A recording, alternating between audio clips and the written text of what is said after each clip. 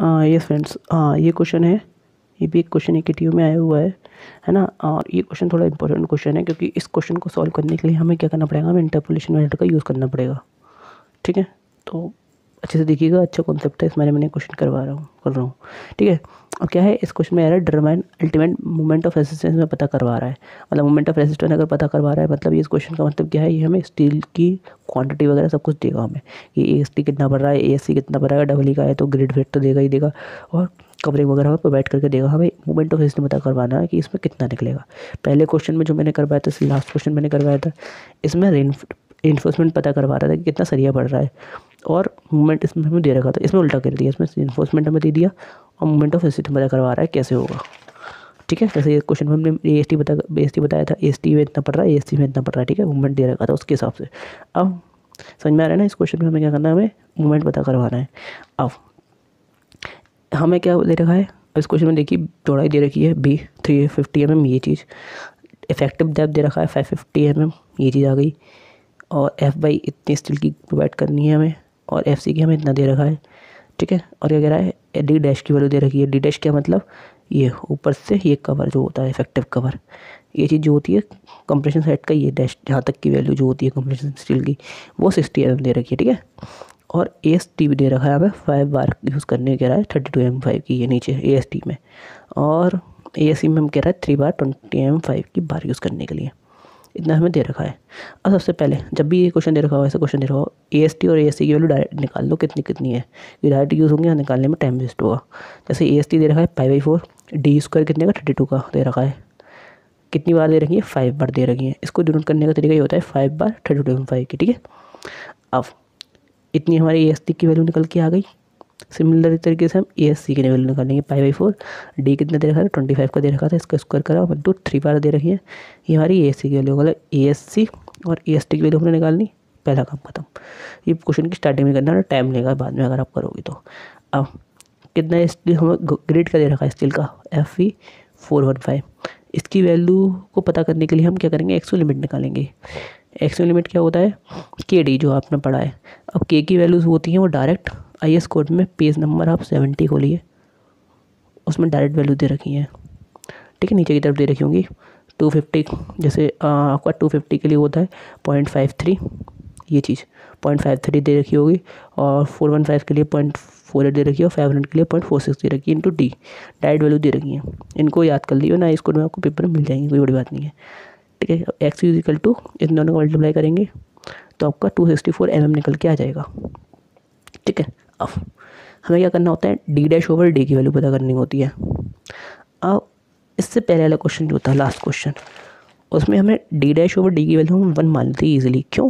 क्योंकि हमें डायरेक्ट जो हम टेबल थी, ये वाली टेबल, इस टेबल में डायरेक्ट वैल्यू लगा सकते थे। D'1 की वैल्यू दे रखी है, 0.5 की दे रखी है, इस तरीके से वैल्यू दे रखी थी। लेकिन ये इंपॉर्टेंट है, इस क्वेश्चन में क्या इंपॉर्टेंट है, इस क्वेश्चन में कह रहा है कि D' की वैल्यू उसने दे रही है 60 mm। जैसे आप इन दोनों का रेशियो निकालोगे तो आपका 0.1 नहीं आएगा, 0.11 आ जाएगा, और थोड़ा ज़्यादा आ जाएगा।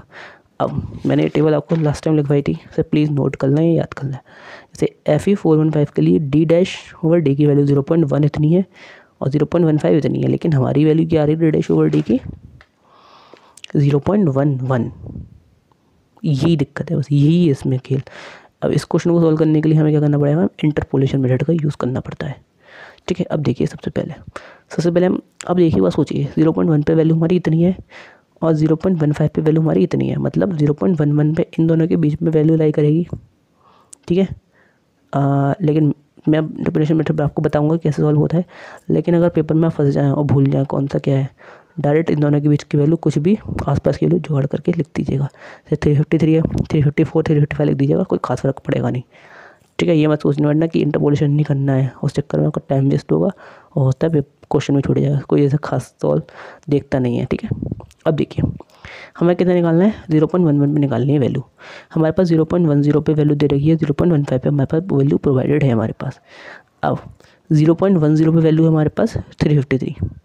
ठीक है, 0.15 पे वैल्यू है 342, 0.15 पे वैल्यू है 342।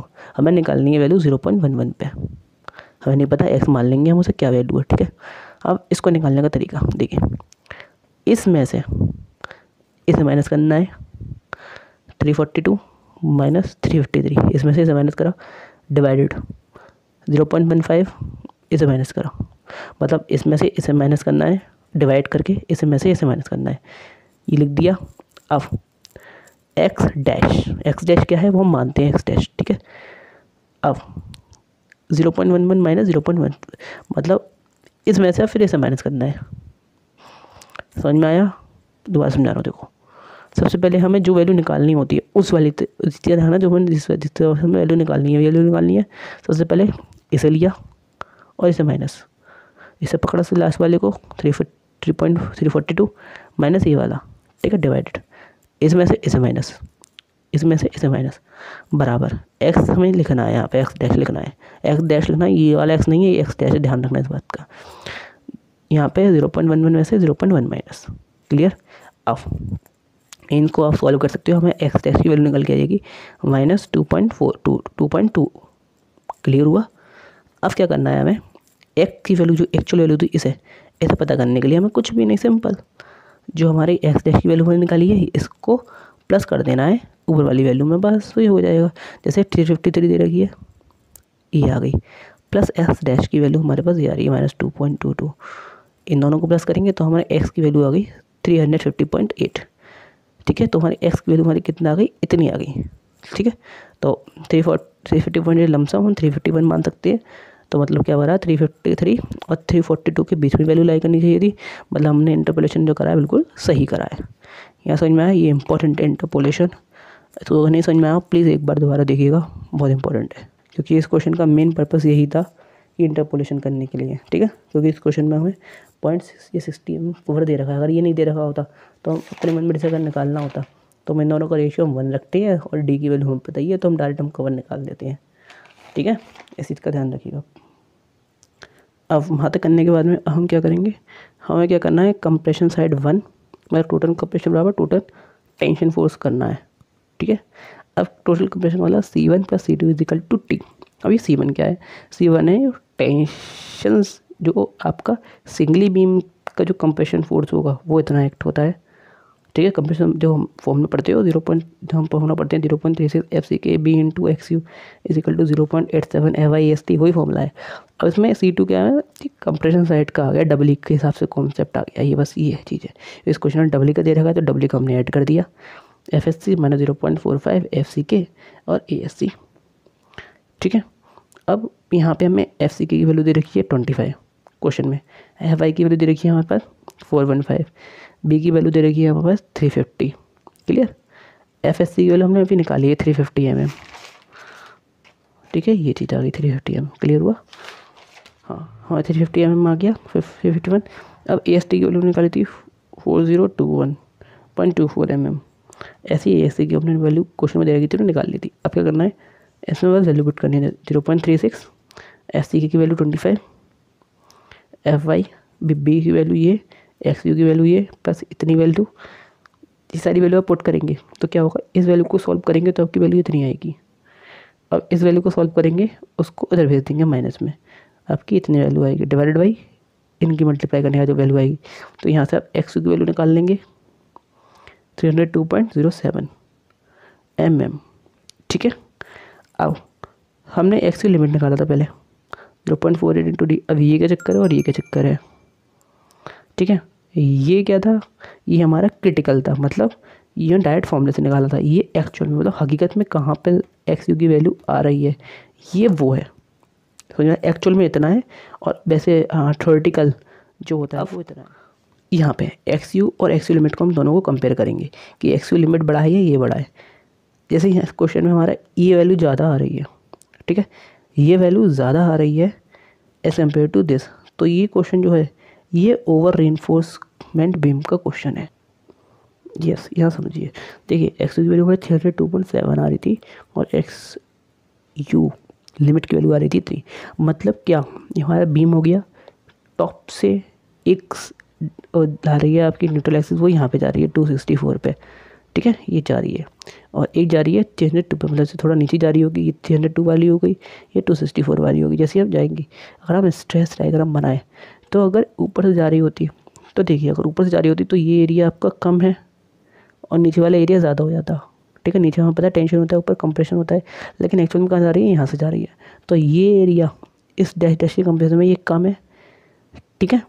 तो ये वाला एरिया कम है, मतलब स्ट्रेस में स्टील में इतना होना चाहिए था जनरेट स्ट्रेस, लेकिन हो कितनी रही है, सिर्फ इतनी हो रही है। तो ज़्यादा प्रोवाइड करिए हमने, हमारे कम स्ट्रेंथ में काम कर रहा है। क्वेश्चन हमारे क्या है, ओवर इन्फोर्समेंट सेक्शन का है। अगर इस में नहीं आया हो तो याद कर लीजिएगा कि ओवर इन्फोर्समेंट का सीन क्या होता है।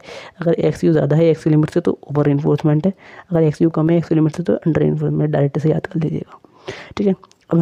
अब इसका मतलब क्या है, ओवर इन्फोर्समेंट है, मतलब स्टील ज़्यादा है तो फेल कहाँ से होने के चांसेस होंगे, जो चीज़ कम है जो ज़्यादा है वो तो फेल होगी नहीं। तो कंक्रीट में फेल हो सकता है बीम में कंक्रीट और स्टील ही होता है, तो स्टील तो ज़्यादा है स्टील फेल होगा नहीं, तो कंक्रीट में फेल होगा। तो MU हमें निकालना पड़ेगा कंक्रीट की तरफ से। अब कंक्रीट की तरफ से निकालेंगे, फॉर्मूला 0.36 FC के B × XU D minus 0.42 XU plus FSC ASC D minus D dash, ठीक है। हमारे पास सारी वैल्यूज हमें पता है। 0.36 FC की वैल्यू हमारे पास क्वेश्चन में हमें दे रही है 25, B की वैल्यू हमारे पास दे रही है 350, D की वैल्यू हमें 550 माइनस 0.42 XU की, XU कौन सा लगाना है, ये हमें लगाना है जो एक्चुअल आया है, ये वाला ध्यान रखिएगा। क्वांटम में ये क्वेश्चन गलत दे रखा है, उसमें XU की यूनिट ये लगा दी है, वो गलत है, ध्यान रखिएगा। तो यहाँ पे हमने ये वैल्यू लगा दी, फिर ये 302.7 हमारा आ गया, ठीक है। ये वाला XU की वैल्यू यहाँ डाल दी, प्लस ये B, इस पूरी वैल्यू आप डाल देंगे FSC ASC D minus D dash. जैसे आप इसे सॉल्व करेंगे तो आपकी वैल्यू इतने पोर्शन को सॉल्व करने पे आएगी ये वैल्यू, और उस वाले पोर्शन को सॉल्व करने पे आएगी ये वैल्यू। इन दोनों को प्लस करेंगे तो ये आपका मूवमेंट आ जाएगा इतना निकल के। हैंस हमारा जो मूवमेंट निकला है वो हमारा इतना मूवमेंट के लिए ये बीम ले रही है। ध्यान रखिएगा इस क्वेश्चन में इंटरपोलेशन मेथड, इस क्वेश्चन में जो इंटरपोलेशन मेथड करा है ये इंपॉर्टेंट है, और इस क्वेश्चन में थोड़ी गलती है, ये ध्यान रखिएगा, आपको क्वेश्चन गलत हो जाएगा। क्वांटम में इस क्वेश्चन में यहाँ पे 302.7 दे रख नहीं लिया है, 264 लिया है, वो गलत है, प्लीज़ टेक केयर। और थैंक यू सो मच, और प्लीज़ बताइएगा इसमें कुछ क्या गलतियाँ हैं, क्या हैं, इस पर वर्क करूँ। थैंक यू सो मच देखने के लिए।